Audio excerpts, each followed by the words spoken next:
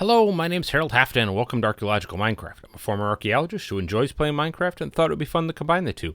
As you can see as I fly over, today's episode will be on the Archaeo SMP, and I'm standing on my Roman aqueduct because what I'm building today is also from ancient Rome. Today, I'm building one of the most iconic types of structures to come out of ancient Rome, a Roman amphitheater.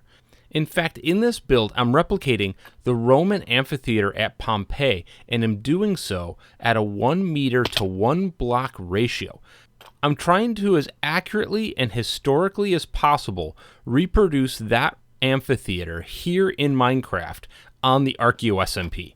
Hopefully you enjoyed this episode, because not only is there a lot of great history around amphitheaters and around the gladiators that fought there, but I suspect that maybe it might be cool for people to see how they could build their own historically accurate PvP arena in your own Minecraft world. As I start clearing out this area where I plan on building this structure, let's answer the question, what is an amphitheater? So, what's an amphitheater?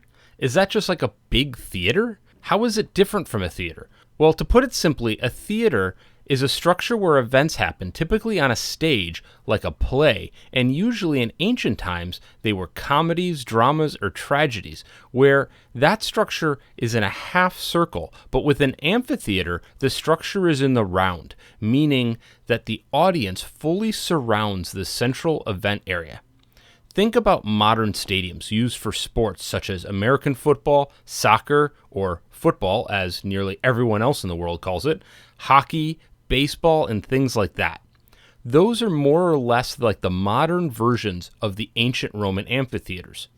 I've also heard many people call amphitheaters Roman Colosseums, but that really isn't accurate. Not to nitpick too much, but the Colosseum is a specific Roman amphitheater in Rome that happens to be the largest Roman amphitheater ever built. That amphitheater was commissioned by the Emperor Vespasian around 70 to 72 AD, and then it was dedicated and completed by Titus in around 80 AD, Vespasian's son and successor. So it was more accurately called the Flavian Amphitheater, and wasn't called the Roman Colosseum by the Romans. Rather, that name didn't come about until after the Roman Empire in the West fell. Scholars think it got that name after a large bronze statue of the Emperor Nero that was called the Colossus of Nero, that was located near but predated the Flavian Amphitheater. And so the Colosseum was believed after the Roman era in error to have been somehow associated with the large colossal statue, thus called the Colosseum. However, we now have a much firmer grasp on the dating of those structures, so we know they're not associated. So long story short, the Colosseum is a specific and the largest Roman amphitheater, but not the type of Roman structure. So you really shouldn't call it Roman Colosseums. Rather, the structure is called a Roman amphitheater. Well, since I'm myth-busting stuff anyways, I've also seen people say that the amphitheaters were where chariot races happened, and while it was likely that chariots might have been used in various combat-related events in the amphitheaters, it would be incorrect to say that chariot races took place in those types of structures. Rather, the Romans had a specific type of structure called a hippodrome where the chariot races took place. So, what were the amphitheaters used for? Well, they were the principal structures where gladiatorial games and other combat bouts took place, thus making it a perfect place for Minecraft PvP arenas, because that's what the purpose is for.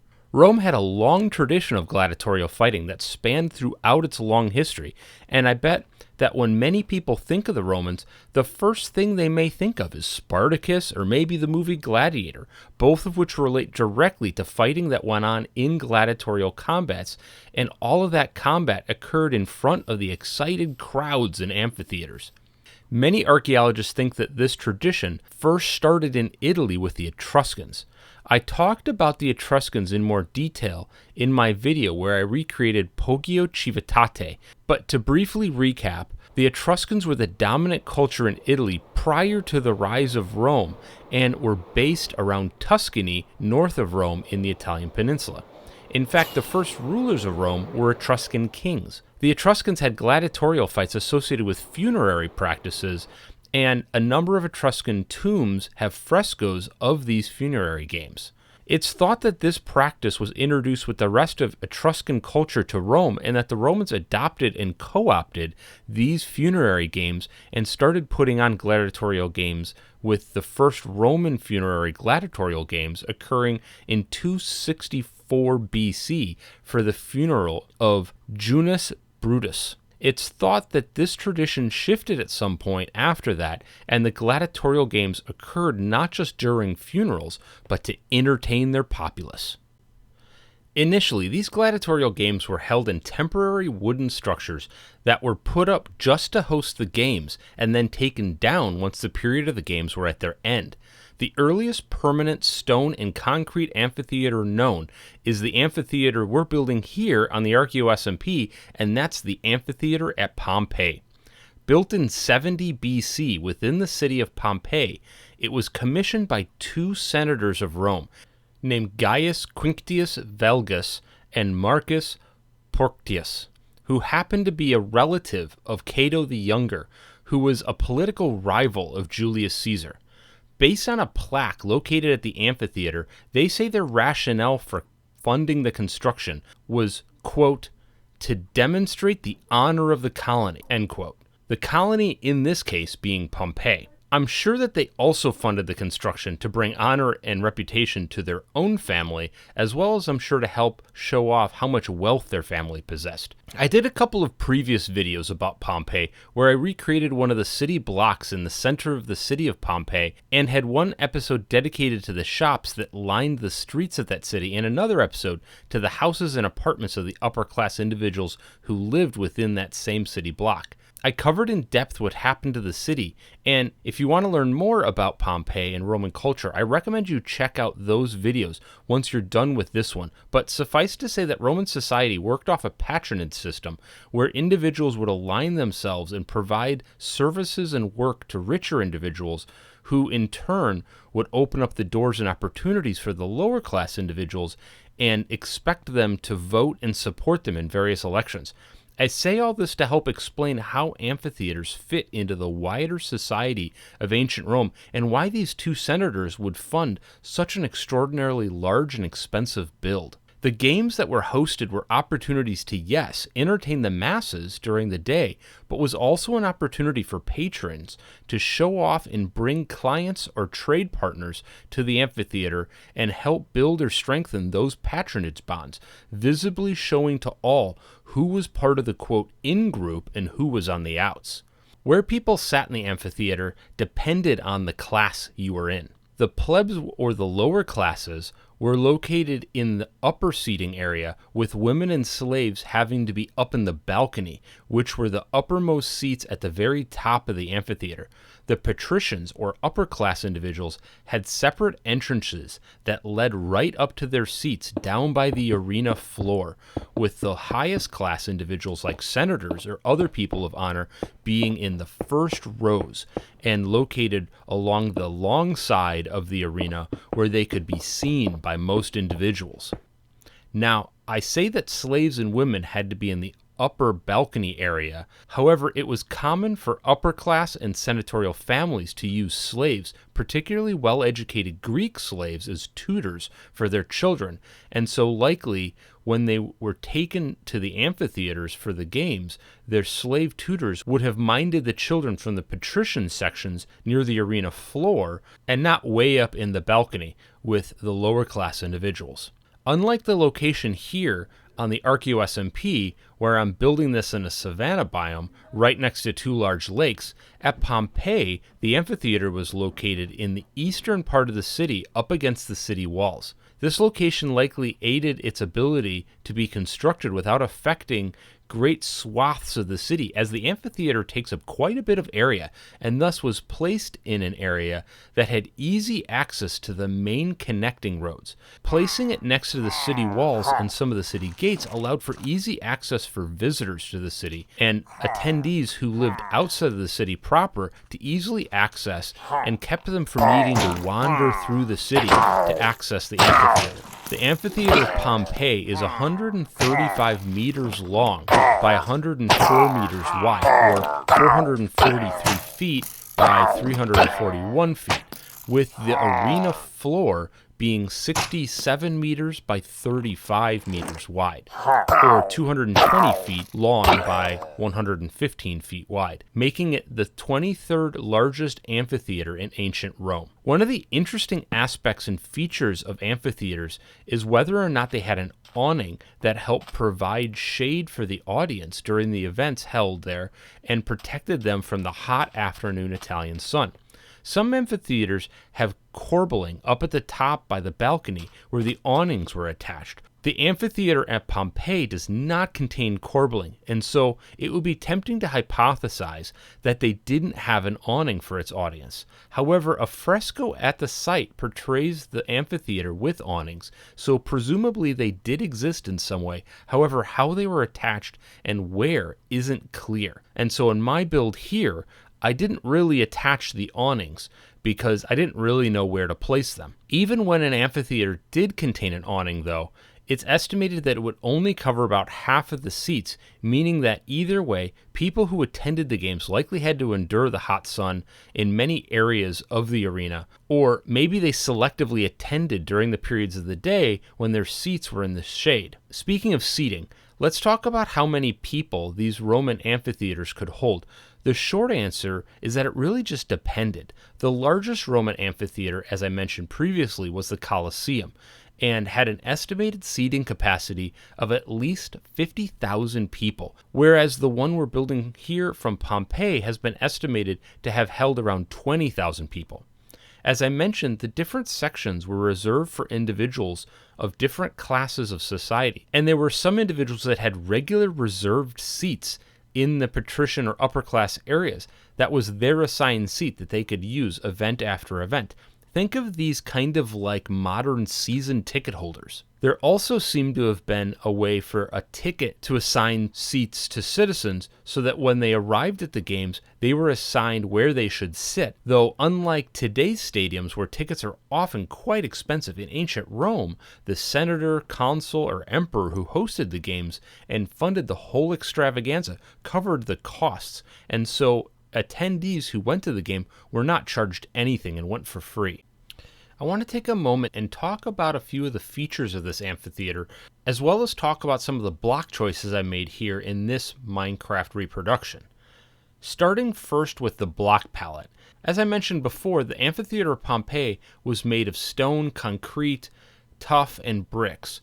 While I have in the past with some of my other reproductions on some of my builds, tried to use the block type that matched the block material's name in Minecraft in the build, and while I did that with some of the blocks here, specifically with the brick decoration block, which mirrored some of the brickwork in the real Amphitheater of Pompeii, I tried more in this build to match the color palette of the real amphitheater with similar colored and textured blocks in Minecraft. When I looked at pictures of the real structure, it looked very dark gray, even trending to black in some of the stonework.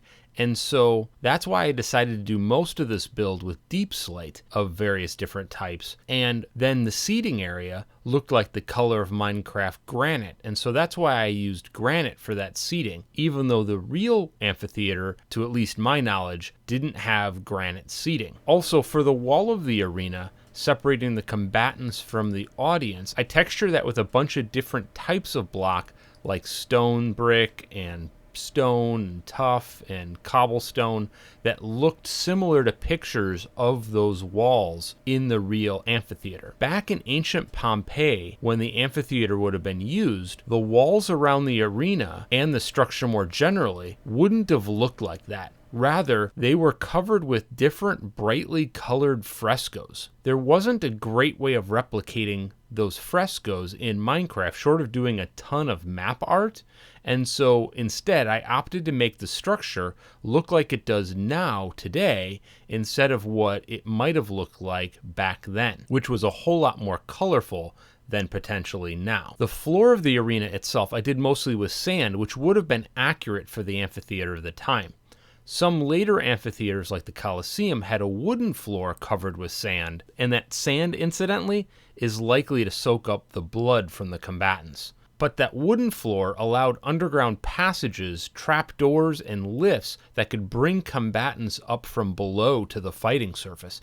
But the Amphitheater of Pompeii, there wasn't anything like that. Rather, the combatants came through the main two entrances and were housed in buildings close by and not within the amphitheater itself. One of the interesting events that occurred at the Amphitheater of Pompeii was that during an event that was occurring in AD 59, a brawl occurred in which native Pompeians and members of the audience from a neighboring city named Nuceria turned deadly. See, hooligans getting into rowdy fights at stadiums isn't new at all. What happened after the deadly brawl is that Nero, who was emperor at the time, instituted a 10-year ban on gladiatorial games occurring at the Amphitheater of Pompeii. So what happened to the Amphitheater at Pompeii and amphitheaters more widely? Well, regarding the amphitheater at Pompeii, in AD 62, there was a major earthquake that struck Pompeii and which damaged the amphitheater and large areas of the city. The structure was restored, and afterwards the gladiatorial fights were allowed to resume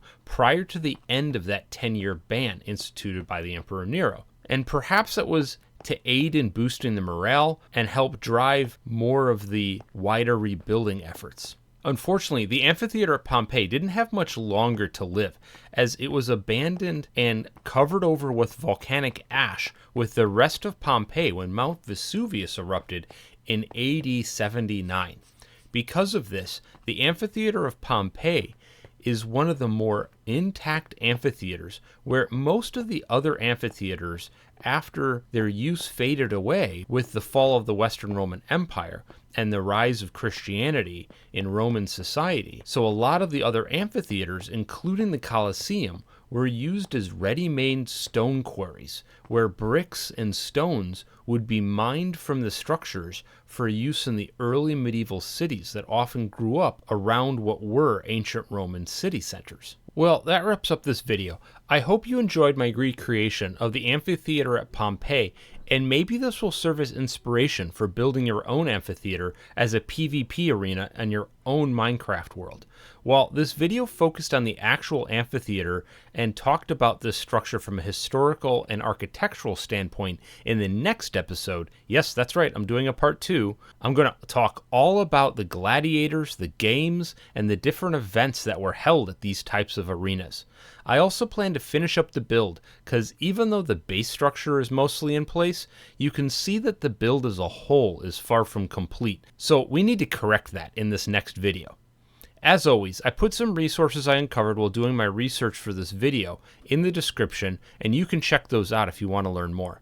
Make sure you take the time, if you liked my video, to like, subscribe, and all that stuff. And if you did like this video, you might like these other videos from different topics about ancient Rome. Here's one where I recreate that Roman aqueduct that you saw earlier in this episode. And here's another one where I recreated a block from the city of Pompeii that I also mentioned earlier. Thanks. Have a good rest of your day. Bye for now.